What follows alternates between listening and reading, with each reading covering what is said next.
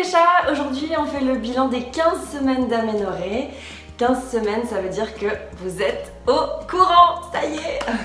Et franchement, du fond du cœur, vraiment, je vous remercie, mais vraiment 1000 fois. C'était vos réactions, elles ont été incroyables, c'était hyper bienveillant, j'ai eu une vague d'amour qui m'a submergée comme ça, c'était juste dingue. Et encore une fois, là je trouve que les réseaux sociaux prennent tout leur sens et que vraiment on est une belle communauté et ça fait tellement plaisir. Je veux dire, je m'attendais à du positif évidemment, je vois pas qui peut réagir négativement à une annonce comme ça, mais à ce point-là, c'est comme quand je le dis à mes amis, à ma famille, c'est autant sincère, j'ai l'impression, les réactions, et c'est beau. C'est beau, c'est hyper cool et franchement merci, vous m'avez vraiment ému aux larmes parfois. Je dois dire, tous vos messages privés, les commentaires que j'ai reçus sous la photo que j'ai postée et puis tous les commentaires aussi sur la vidéo de révélation. Alors cette vidéo, dis donc, je vous faisais croire que j'allais vous parler du corps de mes rêves. Mais oui, en soi, exactement, j'ai vraiment retrouvé le corps de mes rêves parce que pour moi c'est ça, le corps de mes rêves. J'en rêvais, ça faisait 6 mois quand même qu'on essayait d'avoir cet enfant. On a arrêté la contraception le jour des 1 an de Léo. Donc ça aura mis vraiment 6 mois avant que je tombe enceinte. Que je tombe enceinte. Non, j'ai plus le droit de dire ça. Que je saute enceinte. Mais non, du coup, je suis super contente. Et j'ai fait cette vidéo parce que je voulais vraiment qu'il y ait cet effet de surprise et puis que je voulais que vous y attendiez pas en fait. Je voulais vraiment que ce soit un peu une surprise, voilà, vraiment l'effet de surprise. Et maintenant l'aventure enfin continue avec vous et ça c'est génial. Je vais pouvoir en parler tout le temps. Enfin bon, je vais essayer de pas parler que de ça parce que sinon il y en a qui vont trouver ça chiant, c'est sûr. Mais voilà, maintenant c'est vraiment, j'ai plus besoin de faire attention à comment je cadre dans mes stories, enfin ouais. C'est hyper cool. C'est hyper cool, c'est un poids en moins sur les épaules, et puis surtout de l'avoir dit, c'est synonyme de bonne santé. Ça veut dire que l'enfant se porte bien et pour moi c'est le plus important et c'est juste incroyable ce que la vie nous offre, quoi. C'est magnifique. Donc pour l'instant, tout va bien et ça c'est génial. Donc ça c'était le premier gros événement de cette semaine. Par contre j'ai eu une semaine vachement difficile parce que j'ai été super malade. Je vous avais déjà dit que je traînais un rhume depuis hyper longtemps. Là, ça faisait genre 1 mois que je traînais ce rhume. Et un jour, je me suis réveillée, la nuit de samedi à dimanche, et je me suis réveillée parce que je rêvais qu'on était en train de me sortir l'intérieur de la dent avec la racine et que je devais la repousser à l'intérieur. Et en fait, ça m'a réveillée et j'avais des douleurs de ouf comme ça dans la dent qui me prenaient mais vraiment violemment.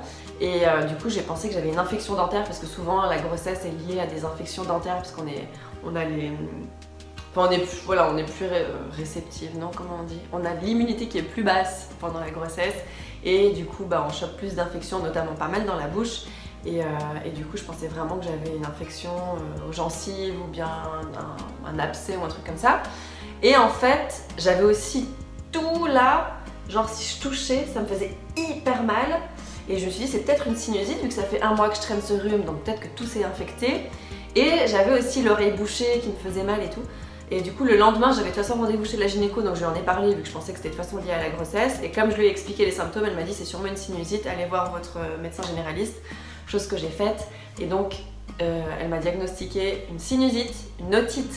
Et elle m'a conseillé d'aller quand même aux soins dentaires d'urgence pour aller voir si j'avais pas une infection dans la dent. Et heureusement j'avais rien dans la dent, c'est juste que comme la racine est dans le sinus, du coup c'est un peu lié puis ça faisait mal aussi. Mais c'était vraiment sinusite et otite, donc j'étais sous antibio, ça m'a tellement fait cac. Sous antibio pendant 6 jours, donc là je termine mes antibio.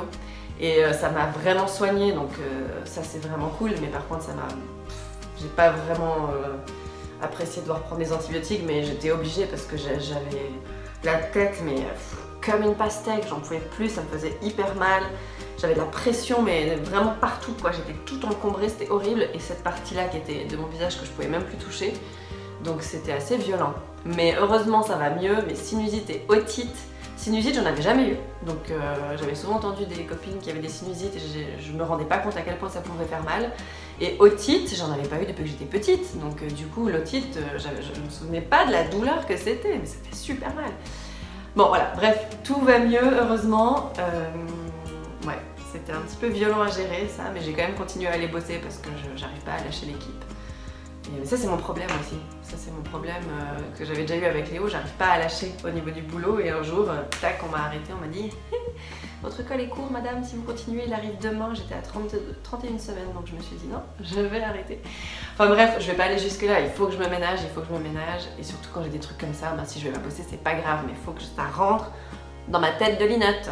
Enfin bref, bon alors merci de tout mon cœur parce que vraiment vous avez reçu cette nouvelle avec la plus grande bienveillance du monde et c'était incroyable. On a vraiment vécu quelques jours magnifiques sur les réseaux sociaux tous ensemble à échanger et vraiment merci si j'ai pas répondu à tout le monde, je m'en excuse mais j'ai reçu vraiment plein de messages mais vraiment j'ai tout lu et le cœur y est. L'autre information, c'est que j'ai été malade, on s'en fout, c'est pas grave, tout va bien, tout va mieux, le bébé va très bien. Et voilà, je crois que c'est tout ce que j'avais à vous dire. 15 semaines d'aménorrhée. On entre dans le deuxième trimestre, je me sens de mieux en mieux, vraiment hyper bien. Là j'ai plus de fatigue, plus de nausées, enfin vraiment c'est top. Le ventre grossit encore à vue d'œil. J'ai l'impression qu'à chaque fois que je vous parle, j'ai le même training. Mais ouais, le ventre pousse beaucoup. Trop bien, je suis trop contente. Donc voilà, un bon bidou déjà. Et puis c'est tout.